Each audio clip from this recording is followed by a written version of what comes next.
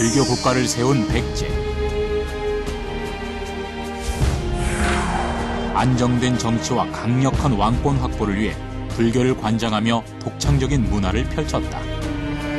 백제의 역사를 바라보는 데 있어서도 이 미술품들이 또는 발굴된 문화재들이 굉장히 중요한 역할을 한다고 볼 수 있을 것 같습니다. 백제의 사상관을 고스란히 담고 있는 백제 금동대향로는 당시 백제 예술성과 과학기술이 집약된 최고의 문화유산. 백제 금동대향로는 당대 최고의 예술품이자 과학기술의 결정체다. 백제 중흥의 기틀을 마련한 왕실을 주축으로 우아하고 화려한 예술을 꽃피운 백제. 풍요롭고 여유로운 시대를 맞으면서 백제의 문화가 발전된 것이다. 백제에서 아무래도 고급 예술, 미술들이 더 빠른 속도로 많이 발달할 수 있습니다. 유물로 밝혀지는 독창적인 백제의 문화와 예술은 찬란했던 백제를 되돌아보라고 1400년이라는 시간을 뛰어넘어 우리에게 말을 건네고 있다.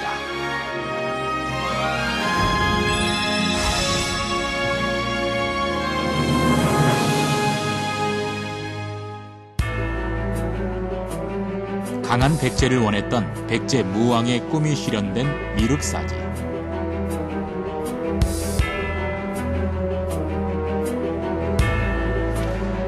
한국에 남아있는 가장 오래된 미륵사지 석탑은 학술 연구와 보존을 위해 1999년부터 보수를 시작하고 석탑을 정비하던 2009년 1월 석탑 중앙에서 사리 장엄을 발견한다.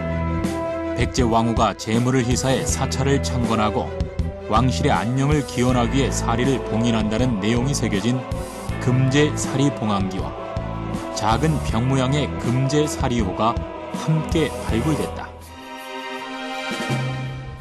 현재 복원 중인 석탑과 달리 미륵사지의 동쪽에 세워진 동탑은 1993년 복원된다. 발굴 당시 무너져 있어 원형을 갖추지 못했던 동탑은 서탑과 문헌들을 근거로 세워져 미륵사지를 지키고 있다. 미륵사지는 백제 최대 규모의 사찰이었다. 미륵사는 옛 수도였던 공주나 부여의 어느 사찰보다 화려하고 웅장하게 지음으로써 왕권을 회복하고 지배 세력의 결집을 도모하는 계기로 삼았던 것으로 추정된다. 이는 국가의 안위와 번영을 추구한 것으로 보인다. 이와 같은 그 대규모 사찰들이 도성 안팎에 이렇게 만들어지는 이런 모습을 통해서 백제 불교의 번성한 모습을 볼 수가 있고, 나아가서는 이 사비도성 내부뿐만 아니라 익산이라고 하는 곳에도 미륵사, 잘 아시는 것처럼 대규모 그 가람이 조성되게 됩니다. 약 1세기에 걸쳐서 백제는 그야말로 그 불교 문화가 번성한 처처에 그 가람이 있고 탑이 있는 그런 모습으로 그려질 수 있는 불교 문화의 중심지가 된 것 같습니다. 왕실에서 적극적으로 수용한 백제의 불교는 백제인들의 삶 속에서도 깊숙이 스며들게 된다. 절벽에 새겨진 서산 마의 삼존불은 백성들이 찾아와 안정을 얻는 온화한 미소로 가까이에 존재했다.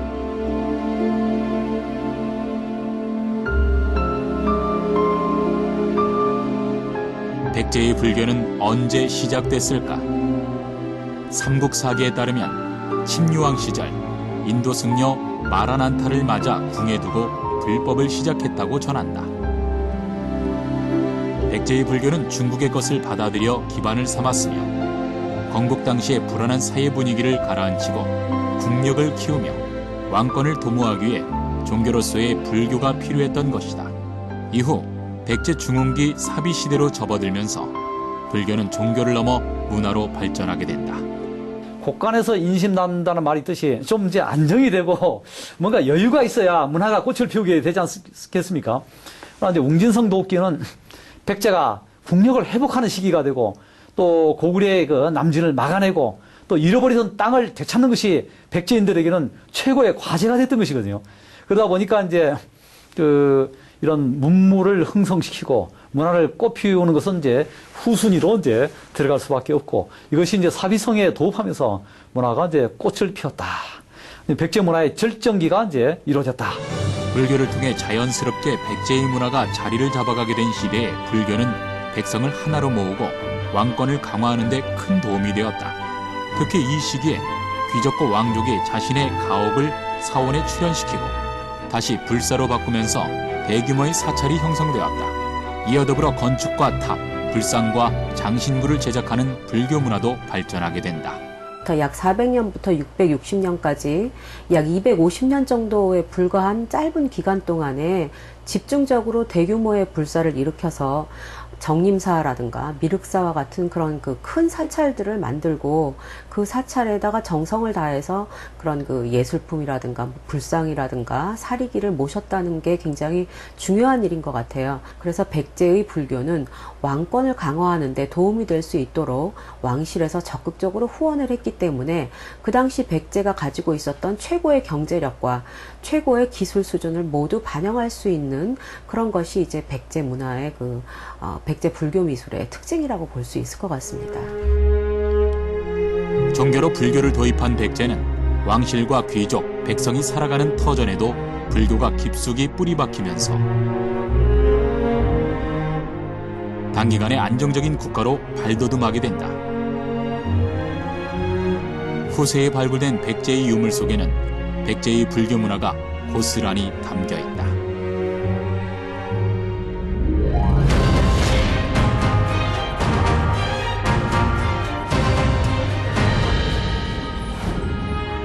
백제 동성왕, 무령왕 시기에 다져진 정치적 안정을 기반으로 이후 백제는 중흥기를 맞이하게 된다.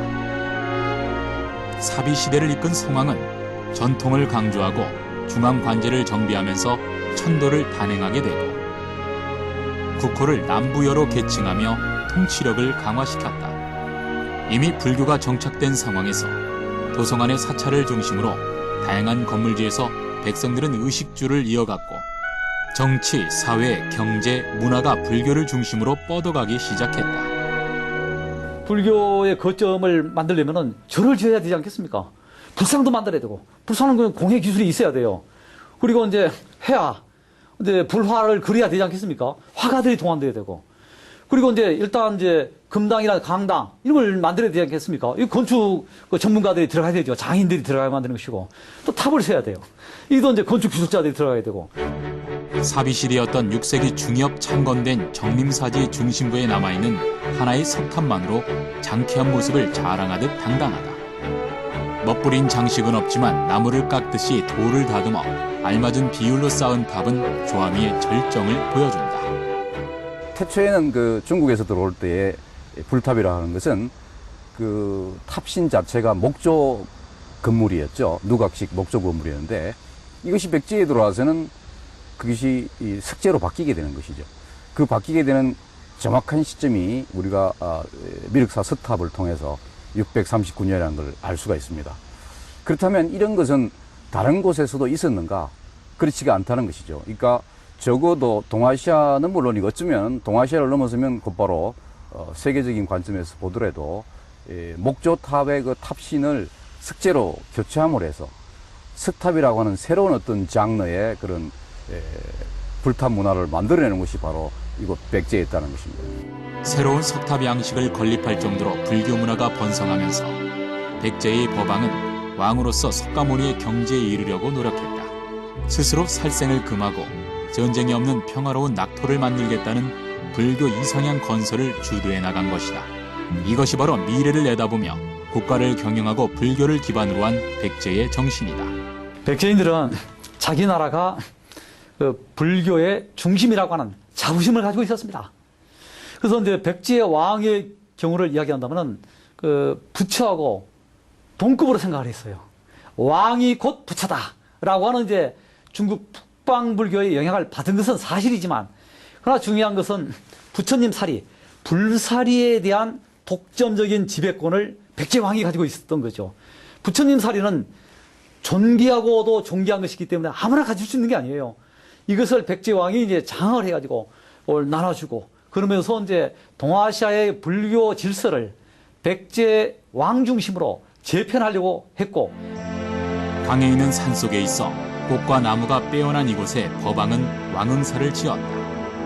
백제의 사찰이 왕실의 주도하에 운영되었다는 것을 알 수 있는 왕응사지는 사실 주변의 왕릉을 수호하기 위해 건립한 사찰이다. 건물지의 기단으로 볼 때 당시 왕응사는 주변의 경승과 어울려 장엄하고 아름다운 사찰이었다. 왕이 늘 배를 타고 강을 건너와 절에서 향부를 올렸다는 왕응사지는 4만 제곱미터가 넘는 넓은 사찰터로 밀어볼 때 절과 탑의 개수는 물론 기거하는 승려도 많았음을 알 수 있다.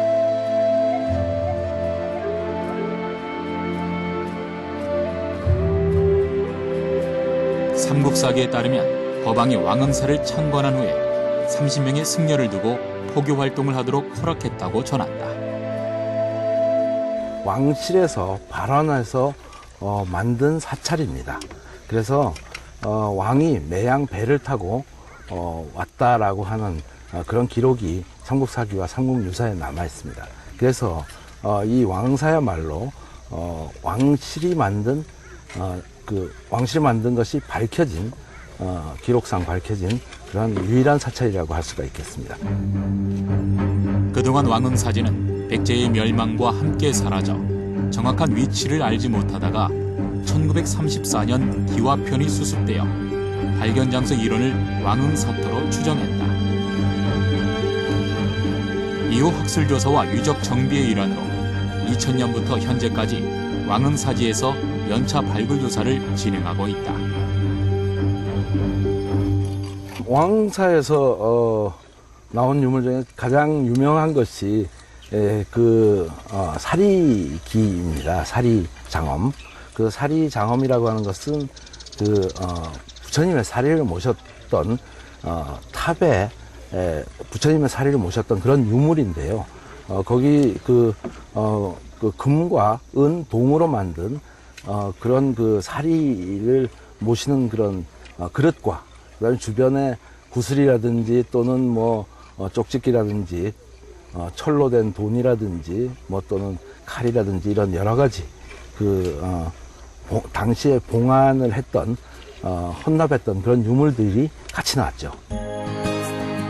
그동안 발굴 조사를 통해 사찰의 규모와 기와 가마터, 우물지와 도수시설을 확인했고 2007년 8차 조사에서 왕응사지 북쪽에 위치한 목탑지에서 다양한 유물과 함께 사다리꼴의 화강암 뚜껑에 덮여있던 사리장엄구가 출토됐다.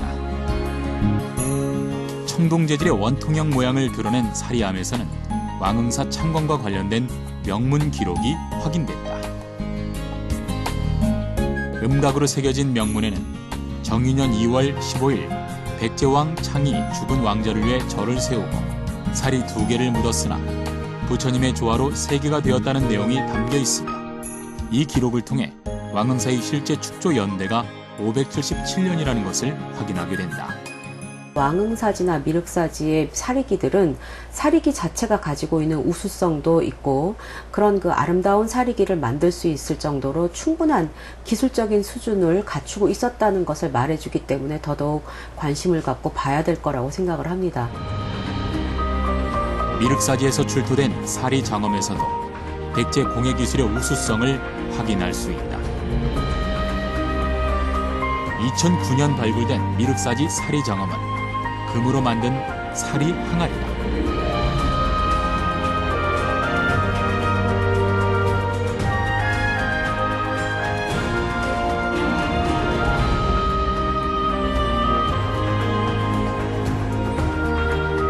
옛 불자들과 장인들이 지극정성으로 만들어 세밀하게 수놓은 외관에서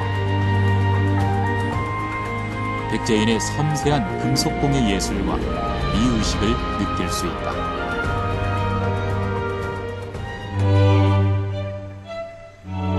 견고한 사리장엄구의 연구는 어떻게 진행되고 있을까? 이곳에선 왕응사지에서 발굴된 사리장엄구의 복원이 진행되고 있다. 사리함 제조 기술부터 성분 분석과 완벽한 모습으로의 복원까지 청동 사리암에 새겨진 강고한 글씨체가 확인될 정도로 미세한 작업이 이어진다. 출토됐을 때 상태가 굉장히 좋았던 거는 사실인데, 아무래도 이제 사리기가 청동, 은, 금으로 해서 다 금속 재질로 되어 있고, 표면 처리가 굉장히 매끈했던 상태에서 이제 흙이나 부식물 등의 이물질이 이렇게 고착된 상태였거든요. 사리를 정성껏 모시기 위한 사리암은 국가와 시대별로 다른 모습을 보인다. 왕흥사지 사리 장엄고의 특징은 청동 사리암에 은재 사리병이 담겨 있고 그 안에 미세한 금재 사리병이 담겨 있는 정교한 얼개가 있다. 눈을 매혹시키는 영롱한 색채와 품격의 이 사리암에는 과학적인 구조가 숨어 있다. 이 안에 보이는 바닥 부분에 있는 구조물이 실질적으로 금재 사리병을 넣었을 때 이게 흔들리지 않게 고정해주는 역할을 하거든요. 그래서 이제 국 따로, 이 안에 구조물 따로, 그리고 동체부에서 하부 구조, 이게 다 단계별로 부품을 만들어서 이렇게 조립해 나가는 과정을 겪어야 이 안에 구조물이 내부에 딱 고정이 돼서 들어갈 수 있기 때문에, 그래서 이제 하나하나의 부품을 만들고 조립했던 걸로 생각이 되고, 유려한 곡선의 아름다움을 간직한 사리병이 정확하게 체결될 수 있는 구조와 사리병이 고정될 수 있도록 밑굽까지 세밀하게 설계된 것으로 백제 장인의 손에서 탄생한 명불허전의 명품이다. 복제품을 만들어 사리암 제조 과정을 역추적하던 보건연구팀은 청동함의 합금 비율과 주조기술의 우수한 과학성을 발견한다. 구리가 한 78%대, 주석이 한 10% 내외, 나머지 이제 납의 비율일 거라는 추정치의 결과물을 획득을 했지만, 얘 성분이 중요하다기보다는 이게 부식의 과정을 겪으면서 얘가 갖게 된 청록색, 청색의 발생 요소를 찾아내는 건 아직까지도 저희가 좀 규명하지 못한 부분이 있어요. 백제 장인들 자체가 그런 합금 기술에 대한 기술력이 남다르지 않았나. 그리고 그 이후에 얘가 부식이 됐을 때까지도 고려를 해서 제조된 합금비라는 생각이 들거든요. 그런 부분으로 봤을 때는 장인들의 기술력이 상당했다. 사리암과 각종 장신구를 복원하며 알게 된 것은 당시 백제가 놀라운 금속공예 기술을 지니고 있었다는 사실이다. 이러한 우수한 백제 불교 문화의 예술성은 다양한 분야의 기술력이 뒷받침되어 빚어낸 결과인 것이다.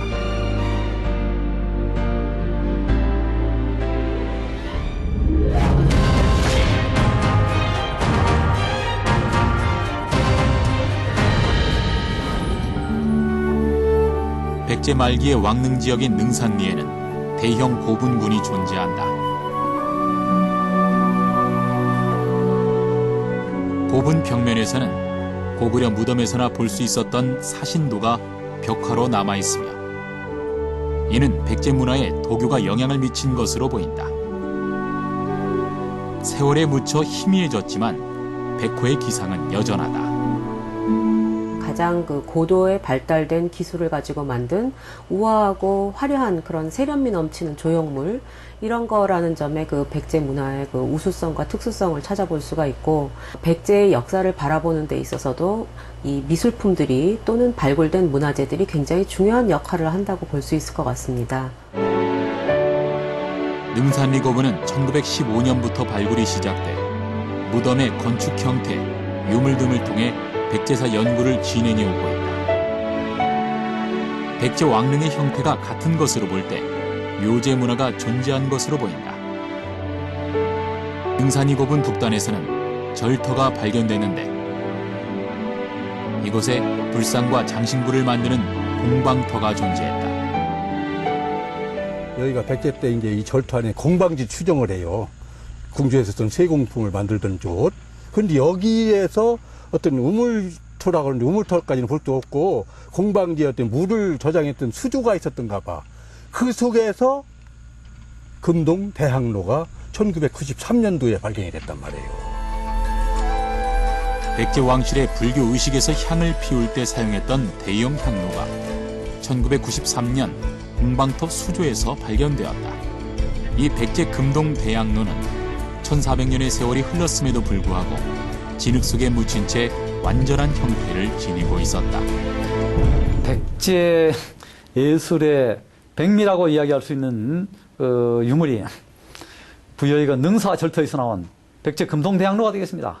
그 안에 보면은 그 백제의 불교 문화, 또 도교 문화, 백제인들의 꿈, 뭐 이런 것이 다 그 재현되어 있는 것이죠.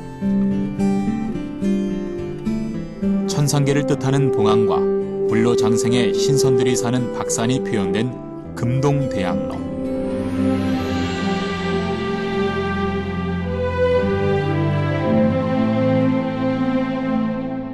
도교의 음양 사상을 기본에 두고 신선과 동물, 용을 차례대로 배치했다. 또한 향로의 기운이 연꽃 봉우리에서 형성되는 것은 불교와 연화 화생을 의미하고 있다. 백제 금동대향로는 보통 우리가 얘기할 때 중국 한나라의 박산 향로를 바탕으로 했다고는 하는데, 전체적인 모티브 면에서는 그 문영왕릉에서 출토된 동탁은잔 또는 그 부여 외리에서 출토된 산수무늬 벽돌에서 찾아볼 수가 있죠. 코끼리를 탄 인물이나 악어, 그리고 그 향로의 승려 형상을 표현하는 등 그 불교적인 요소가 좀 보이고 있어요. 이러한 점은 중국에서는 그 예를 찾아볼 수 없는 백제만의 어떤 독창성 또는 예술적인 감각이라고 볼 수 있죠. 불교와 도교의 복합적인 요소로 꾸며진 금동대향로의 무늬는 백제의 또 다른 유물 산수봉황 무늬 벽돌에서도 발견할 수 있는데, 이들을 통해 당시 백제의 사상관을 엿볼 수 있다.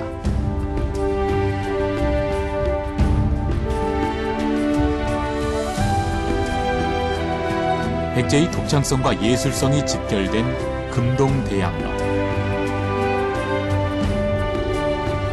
날개를 펴고 정면을 응시하는 봉황과 산수무늬로 표현된 상우와 앞발을 지켜든 용이 승천하는 모습의 화부로 구성되며, 연꽃 봉오리 몸체가 아래 위로 분리되는 형태를 지니고 있다.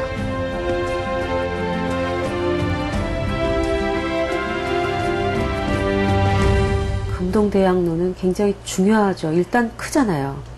일단 그 정도 크기를 만들 수 있다는 것은 기술 수준이 굉장히 높았다는 거죠. 그래서 그런 것뿐만이 아니라 금동대향로는 같은 시기에 중국이나 일본에 그와 같은 모양을 가진 향로가 없습니다. 금동대향로는 높이가 61.8cm, 무게 11.8kg으로 규모면에서 유례없는 대작이다. 향로는 위에 부착된 봉황과 받침대인 용을 포함해 크게 네 부분으로 구분된다. 백제 금동대향로의 전체를 살펴볼 때 그 용접된 부분이 네 부분밖에 되지 않습니다. 이런 걸 볼 때 당시 사람들이 어떻게 한 번에 이렇게 통째로 주조했는지에 대해서는 놀라움을 금치 않을 수가 없고요. 용의 발목이 닿는 받침은 정삼각형으로 균형 잡힌 설계이며, 연기가 나오는 배연구도 상부에 위치해 하부에 향을 세워 고정하면 상부에 뚫린 12개의 구멍을 통해 향이 피어나오도록 설계했다.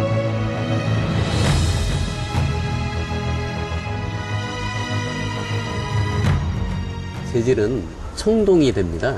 구리 81.5%에 주석 14.3%를 그 합금한 청동이 되고요. 백제 금동대향로의 금도금층을 분석을 해보면 그 금 60%에 구리 40%를 조성으로 수온을 사용한 금동 아말감 기법을 사용했고요. 나아가서 그 금도금층의 두께를 보면 그 10마이크로로 아주 얇고 균일하게 전체를 갖다가 피복한 것을 살펴볼 수가 있어요. 이런 기술이 현재에도 그 재현하기 어려운 그런 그 아말감 기법이다라고 말씀드릴 수 있습니다. 금과 구리를 섞어 향로를 도금한 피복 기술은 백제만의 독특한 도금 기법인 것이다. 다른 나라에서는 찾아볼 수 없는 뛰어난 금속 제조술, 그리고 그 장식을 하는 기술, 또 금동 같은 경우에는 겉에를 조각을 하는 거거든요. 그러니까 처음부터 주물을 뜨는 게 아니라 부족한 부분들은 나중에 조각을 하거나 새기는 방법을 통해서 장식을 합니다. 근데 그런 것들은 전적으로 백제인들의 창의성이 구현된 경우라고 볼 수 있겠죠.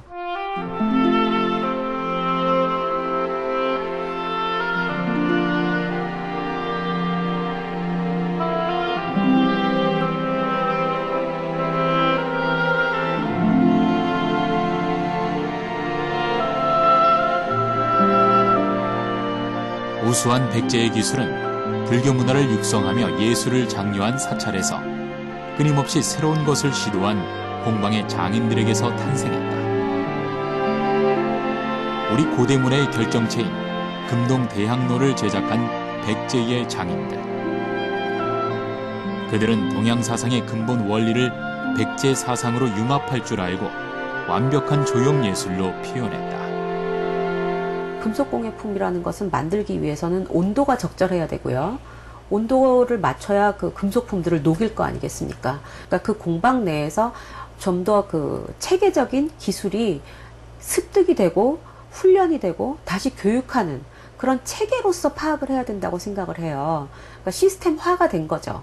공방 자리가 확인된다는 것은 단순히 공방이 거기 있었다 해서 끝나는 것이 아니라 나라의 전폭적인 지지를 받아서 그 공방 교육이 금속품을 다루는 기술들이 체계적으로 교육되고 전수될 수 있었다라는 것을 말해준다고 생각을 합니다. 사찰을 건축하고 불화를 그리며 불상과 공예품을 만들기까지 사찰 안에서 이뤄진 불교 문화는 불교 예술을 넘어 백제 종합예술의 보고가 됐다 해도 과언이 아니다.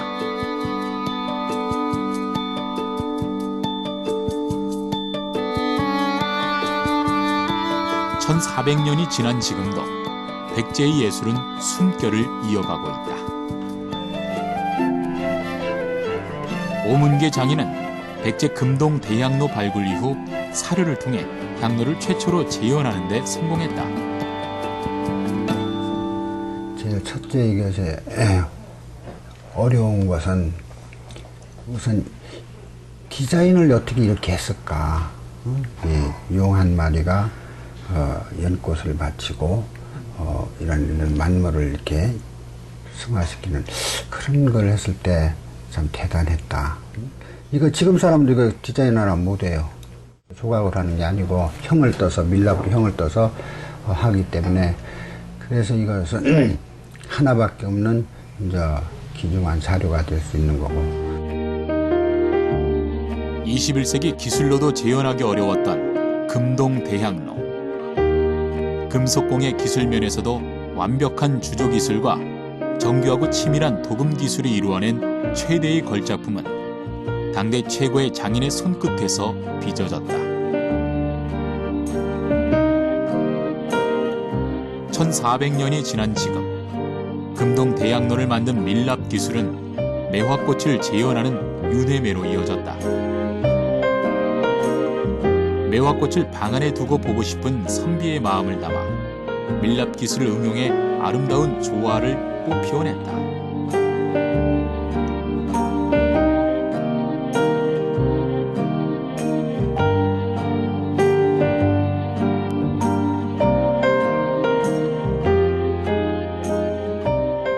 우리 선조들이 이 밀랍 조조를 하고 그 밀랍을 이용해서 다른 것도 연구해갖고 모든 거를 이제 개발한 걸로 알고 있거든요. 그래서 이제 오늘날 이 윤회매도 이어져서 내려왔고 향로는 그 이전에 천몇백 년 전에 그 밀랍 조조를 해서 지금까지 이렇게 전래되는 걸로 봐서는 우리 선조들이 아주 뛰어난 지능을 갖고 그 기술력을 갖고 있다고 봅니다. 백제의 예술은 단순한 기술로 탄생한 것이 아니다. 백제 사상이 담긴 우수한 공예 기술은 현대를 살아가는 장인의 손끝에서 살아 숨쉬며 새로운 예술을 만들어가고 있는 것이다.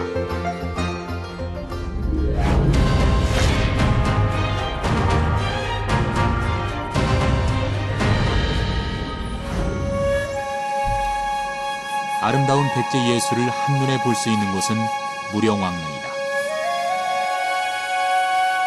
백제 25대 왕인 무령왕과 왕비의 무덤으로 지하의 벽돌로 만들어진 형태다. 이 무덤에서는 국보로 지정된 문화재만 17개에 달하는 등 수준 높은 왕실 문화를 보여주는 국보급 유물들이 출토됐다.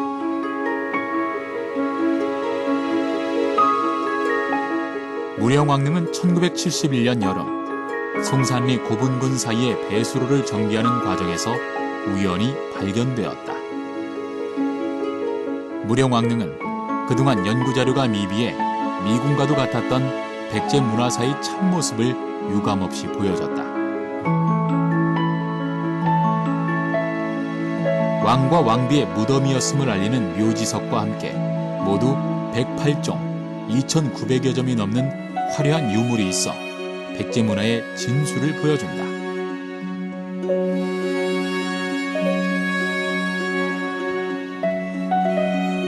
왕과 왕비가 직접 사용한 관 장식과 귀걸이, 목걸이, 팔찌 등 금으로 만든 장신구에는 왕실의 찬란했던 문화를 그대로 담아 표현했다.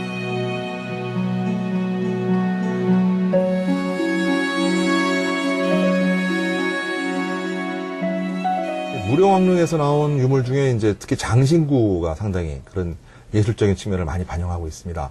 근데 그런 장신구는 한 벌말이 아니라 왕비가 어릴 때 착용하던 것, 성장한 이후에 착용하던 것, 그 다음에 금팔찌, 은팔찌, 또 그 중에는 은으로 만들고 그 내면에 그것을 만드는 기술자의 이름까지 쓰여져 있는 그런 정말 그 대단한 장인이 만드는 명품도 포함되어 있습니다.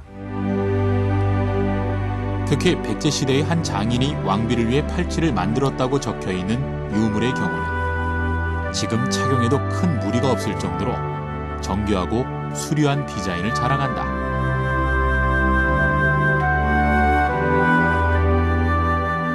함께 출토된 유물 가운데 청동 거울의 경우 중국 후안의 거울을 모방해 만들거나 본떠 만든 것이며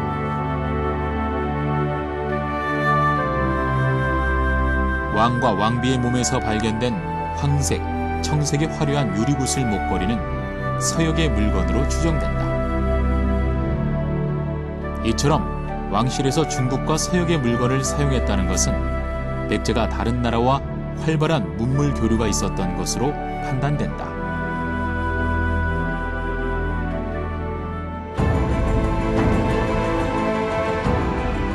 백제는 서해와 남해 두 면을 바다와 접해 있는 지정학적 위치로 인해 중국, 일본과의 교역이 가능했다.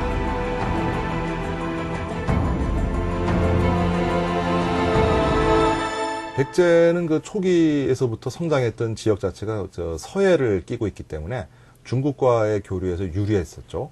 또 그와 함께 이제 중국의 선진 문물에 대해서 적극적으로 그것을 수용했기 때문에 상당히 빠른 속도로 문명의 어떤 발전을 꾀할 수 있었고, 이제 그런 그 발달된 문화를 주변에 신라나 가야 그리고 바다 건너 외에 적극적으로 이것을 전파시켰기 때문에 동아시아의 문명 교류에서 백제가 가장 중심적인 역할을 했다, 이렇게 말할 수가 있겠습니다.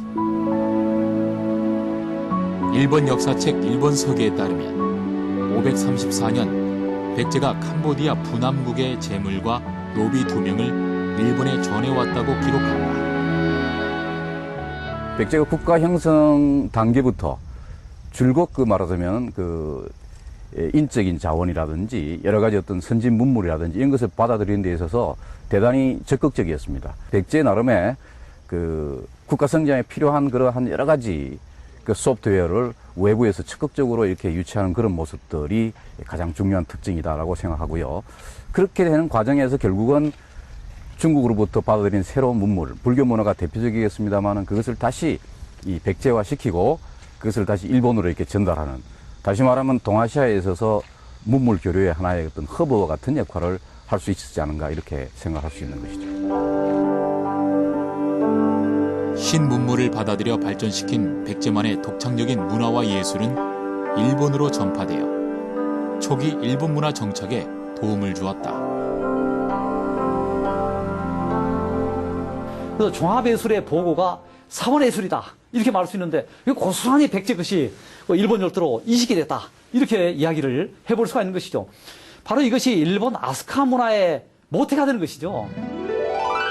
7세기 전반 일본 아스카 지역에서 발달한 아스카 문화는 백제의 불교가 전승된 것으로 사찰과 석탑의 건축, 불상과 공예품의 제조까지 백제의 학문과 사상이 고스란히 일본에 피어난 것이다. 일본의 불교 문화는 백제 불교 문화가 그대로 이전된 것이다 이렇게 볼 수 있고, 부여의 그 금강을 건너게 되면요, 백제대교 오른편에 보면은 서동 선화공원이라고 있어요. 그 선화공원에 보면은 비석이 하나 있습니다. 그 비석에 보면 불교 전례 사음비라고 하는 큰 비석이 하나 세워져 있습니다. 1970년대 일본의 불교 신자들이 성왕이 일본의 불교를 전례해 준 것을 고맙게 여겨가지고 비석을 이제 세워놓고요.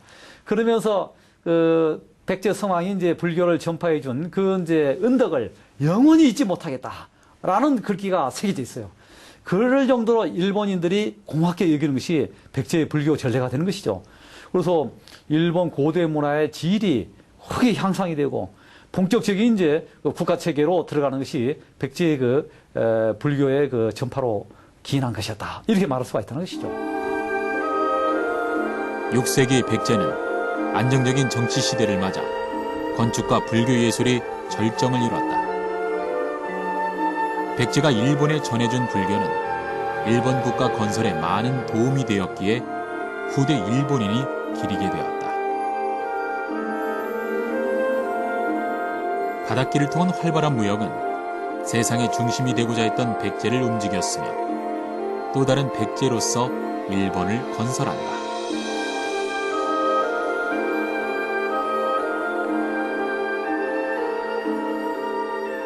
백제사가 전반적으로 쭉 보여주는 모습은 개방성입니다. 그래서 외부의 이런 그 선진 문물들에 대해서 거부감 없이 그것을 빨리 소화하고 또 자기 것으로 만들고 또 주변에 넓게 퍼뜨려주는 이런 역할을 많이 했기 때문에 백제에서 아무래도 고급 예술, 미술들이 더 빠른 속도로 많이 발달할 수 있습니다.